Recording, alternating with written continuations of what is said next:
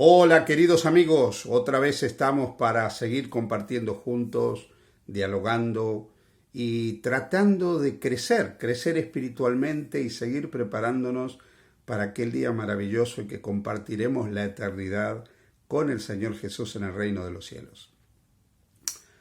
Estamos hablando de la escalera de la santificación que está en 2 de Pedro capítulo 1, desde el versículo 7, del versículo 5 al versículo 7. En el versículo 7 se habla luego del amor, del afecto fraternal. Se dice que hay que añadir al afecto fraternal amor. Así que hoy vamos a hablar un poco acerca del amor desde el punto de vista que Pedro nos lo quiere presentar.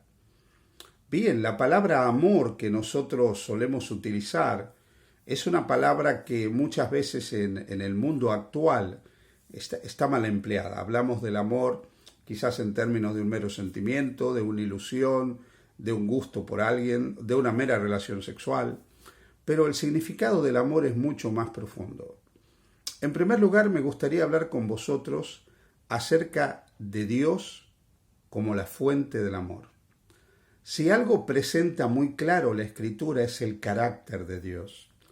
En 1 de Juan, capítulo 4, el versículo 8, se nos dice, Dios es amor. El carácter de Dios es un carácter de amor. Lamentablemente, este carácter de amor ha sido desdibujado por Satanás desde el inicio del gran conflicto entre el bien y el mal. Y lamentablemente, a lo largo de los siglos, Satanás ha utilizado la religión como una manera de distorsionar el carácter de Dios. Cuando nosotros estudiamos un poco de historia de las religiones y las diferentes religiones que han existido o existen en el mundo, nos damos cuenta que muchas de ellas, en su inmensa mayoría, tienen una visión totalmente desdibujada del carácter de Dios.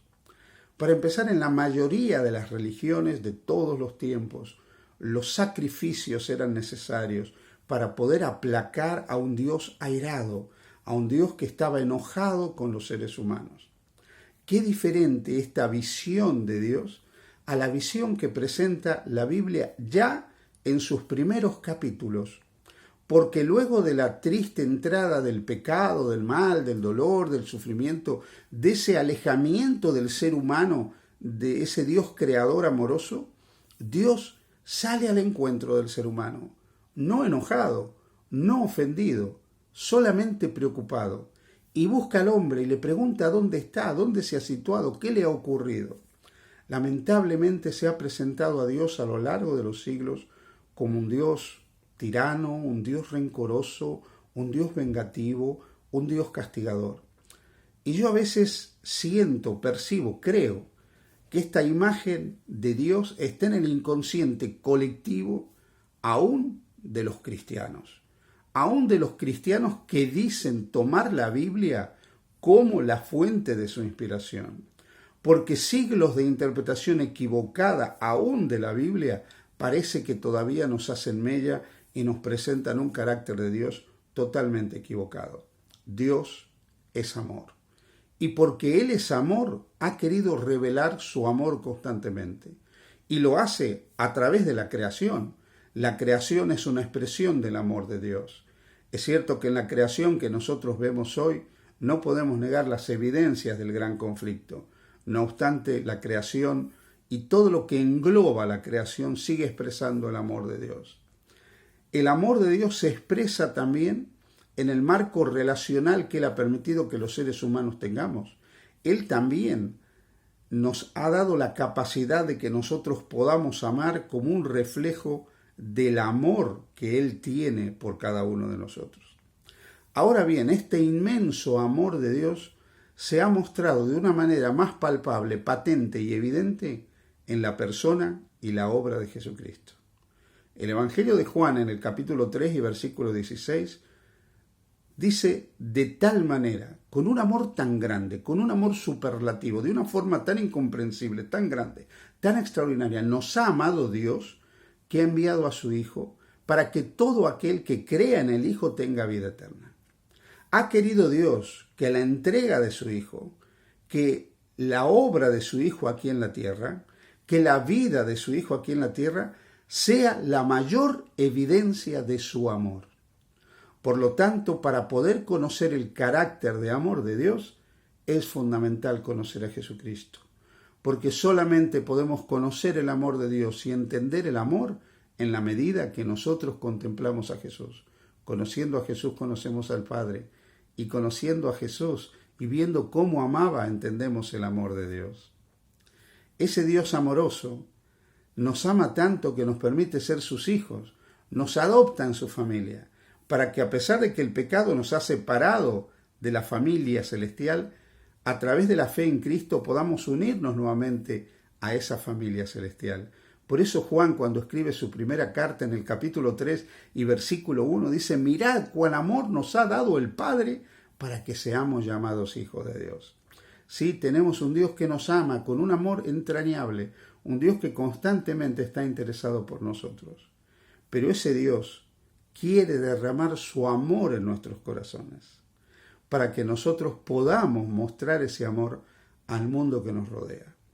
Cuando el Señor Jesús estuvo en la tierra, se dirigió a sus discípulos y les dijo que solamente el mundo conocería que somos sus discípulos a través del amor.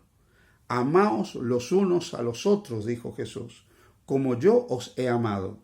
En esto conocerán todos que sois mis discípulos. Así que permitidme que os diga que la evidencia del discipulado es el amor.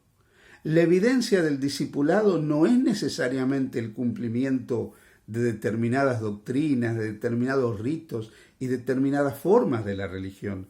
La evidencia del discipulado es la manifestación del carácter del amor de Dios hacia los demás. Amar como Jesús amó es la muestra de que somos discípulos de Jesucristo, de que estamos andando en las pisadas de Jesucristo. Ahora, ¿cómo podemos vivir ese amor? ¿Cómo podemos practicar ese amor? Jesús es claro cuando Él en el Sermón del Monte nos enseña que debe ser un amor que no hace distinción de personas. Dios nos ha puesto en este mundo para reflejar su amor a todos como Él los refleja a todos. Os hago una pregunta, queridos amigos que me escucháis. Cuando Jesús estaba amando a la mujer sorprendida en el acto mismo de adulterio y no condenándola e invitándola a que no malgastara su vida en un camino equivocado, ¿Jesús estaba actuando bien o estaba actuando mal? ¿No hubiera sido mejor reprenderla? ¿No hubiera sido mejor condenarla? ¿No hubiera sido mejor hacerle ver la vileza de su acto? No, no fue ese el camino que utilizó Jesús para transformar el corazón de esta mujer. Jesús eligió el camino del amor.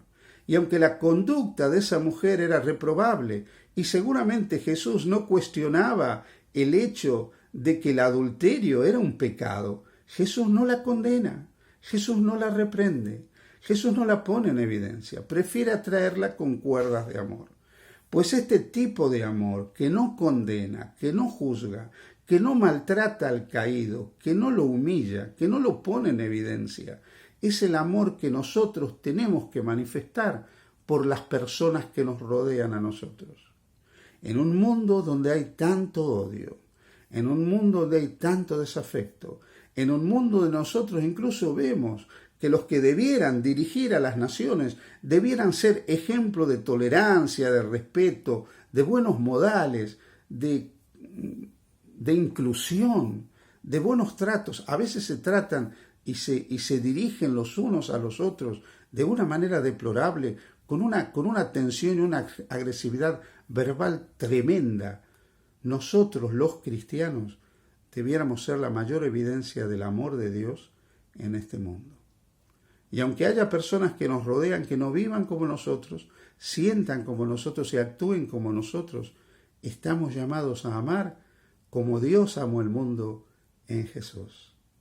Este mundo necesita de amor.